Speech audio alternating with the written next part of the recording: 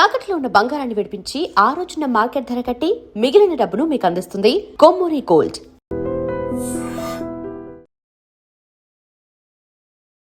కర్ణాటక రాష్ట్రంలో అత్యంత భయంకరమైనటువంటి ఇన్సిడెంట్ అంటే తల్లిదండ్రులు, చెల్లి, అక్క ఇది అసలు ఏమీ కూడా లేదనమాట. అంత దారుణమైనటువంటి ఇన్సిడెంట్. ఏం చేసిండు? సోదరి అట్లాగే తల్లిదండ్రులు వీళ్ళు అందరినీ కూడా వాళ్ళ ఇంట్లోనే నివాసం ఉంటున్నటువంటి ఇంట్లోనే పాతి పెట్టేసి మొత్తంగా కూడా వాళ్ళ బాడీస్ అన్నిటినీ కూడా ఆ ఇంట్లోనే పాతి పెట్టిన తర్వాత మళ్ళా యథావిధిగా బండలనంతా కూడా పరిచేసి ఏమీ ఎరగనట్టు అమాయకుల్లాగా పోలీసులకు ఫిర్యాదు చేసిండు. ఏమని?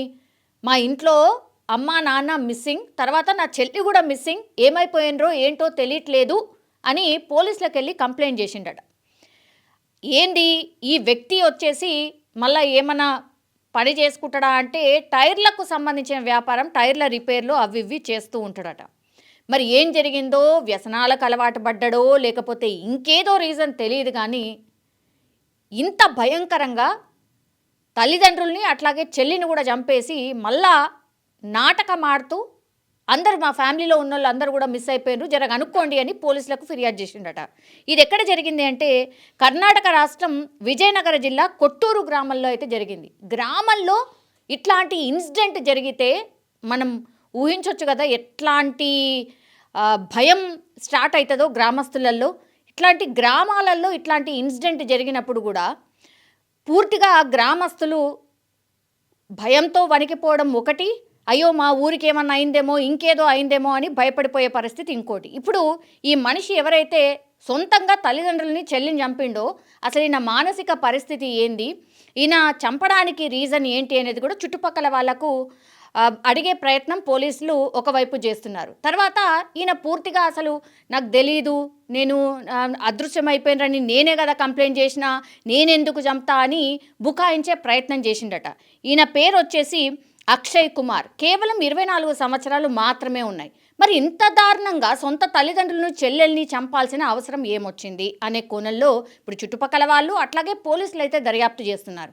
కానీ తమదైన శైలిలో ఒక్కసారిగా పోలీసులు ప్రశ్నించడం స్టార్ట్ చేసేసరికి మిస్సింగ్ అయినరు, ఎక్కడో తప్పిపోయినరు, ఎటు పోయినరో నాకు తెలీదు, నేను పనికి వెళ్ళి వచ్చేసరికి చూసేసరికి లేరు, అప్పటికి ఒకరోజు నేను వెయిట్ చేశా, రెండో రోజు ఇంకా తట్టుకోలేక నేను వెతికి విసిగిపోయి నా వల్ల కాక మీ దగ్గరకు వచ్చి నేనే కంప్లైంట్ చేసిన, నేనెందుకు చంపుతా, ఇట్లాంటివన్నీ కూడా బుకాయింపు మాటలు చెప్పే ప్రయత్నం కూడా చేసిండట. కానీ పోలీసుల విచారణ తమదైన స్టైల్లో ఉంటుంది కదా, దీంతో ఏమైపోయింది అని అంటే లాస్ట్కి వస్తే నేనే చంపినా అని ఒప్పుకున్నాడు. కానీ చంపడానికి రీజన్ ఏంది అనే కోణంలో పూర్తి స్థాయిలో దర్యాప్తు అయితే స్టార్ట్ చేసిండ్రు పోలీసులు. ఒక 2-3 కోణాల్లో ఆలోచిస్తున్నట్టుగా చెప్తున్నారు. అంటే తల్లిదండ్రులకు సంబంధించి వాళ్ళ ఆస్తి ఏదైతే ఉంటుందో పూర్తిగా నాకే దక్కాలి అనే కోణంలో, అంటే చెల్లి ఉంది కాబట్టి ఆమె పెళ్లి చేయాలి, ఇవన్నీ కూడా వాళ్ళు అంటే ఆలోచన చేస్తున్నారు కాబట్టి మళ్ళీ అదంతా ఖర్చు అయిపోతే నాకేం మిగులుతుంది అనే కోణంలో ఒకటి. దాని తర్వాత వ్యసనాలకు అలవాటు పడ్డాడు కాబట్టి ఊరికే డబ్బులు అడగడం, పనికి వెళ్ళకపోవడం, ఇది కూడా విసిగిపోయి తల్లిదండ్రులు, చెల్లి ఆయనను ఊరికే మందలించడం, ఇది నచ్చక చేసినట్టుగా ఇంకోటి చెప్తున్నారు. సో ఇట్లా అన్ని కోణాల్లో అయితే దర్యాప్తు చేస్తూ ఉన్నారు. మరి ఇంత భయంకరంగా సొంత అమ్మా నాన్నని, చెల్లిని పాతి పెట్టి ఆ తర్వాత మళ్ళా ఇంత దొంగ నాటకంగా పోలీసులకే వెళ్ళి కంప్లైంట్ చేయడము ఏంటి అనేది కూడా గ్రామస్తులు ఆశ్చర్యం అయితే వ్యక్తం చేస్తున్నారు. పాపం మొన్న కూడా తల్లిదండ్రులకు ప్రేమకు అడ్డొస్తున్నారు అని చెప్పి తల్లిదండ్రులకు ఏకంగా ఒక నర్సు, ఇక్కడే జరిగింది, మన తెలంగాణలో జరిగింది, ఒక నర్సు ఏకంగా వాళ్ళకి మత్తు డోస్ ఇంజెక్షన్, హెవీ డోస్ ఇవ్వడంతో వాళ్ళిద్దరు కూడా చనిపోయినరు. సో సొంత తల్లిదండ్రులనే చంపుతున్నారు అని అంటే ఇక ఎటు పోతున్నామో, ఏమైపోతుందో అసలు అర్థం కాని సిచ్యువేషన్లో కొన్ని క్రైమ్ ఇన్సిడెంట్స్ మాత్రం అత్యంత భయంకరం, అట్లాగే బాధాకరం కూడా. ఇట్లాంటి ఇన్సిడెంట్లు జరిగినప్పుడు మాత్రం ఇన్స్టెంట్గా జస్టిస్ జరగాలి. అంటే అప్పటికప్పుడే వీళ్ళని ఏదైనా పనిష్ చేస్తే కానీ ఇట్లాంటి ఇన్సిడెంట్స్ ఆగవు అనేది కూడా సామాన్యులు మాట్లాడుతున్నటువంటి సిచ్యువేషన్.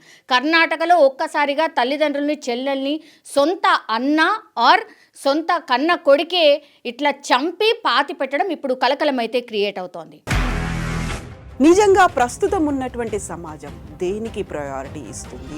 ఆర్థిక సంబంధాల చుట్టూ మాత్రమే తిరుగుతోంది. మళ్ళీ ఎన్నికలంగానే చాలా విరక్తి కలుగుతాను. మంచి అనిపిస్తుంది కదా, లేడీస్ కూడా ఛాలెంజింగ్ జాబ్స్ చేసినప్పుడు చాలా బాగుంటది. ట్రాఫిక్ అసిస్టెంట్స్ గా నియమించిన ట్రాన్స్జెండర్స్ అందరితో సాల్యూట్ చేయించుకుంటున్నారు. ఫుడ్ డెలివరీ ఇవ్వటానికి వెళ్ళినటువంటి డెలివరీ బాయ్ అనిల్ పై కళ్ళ ముందు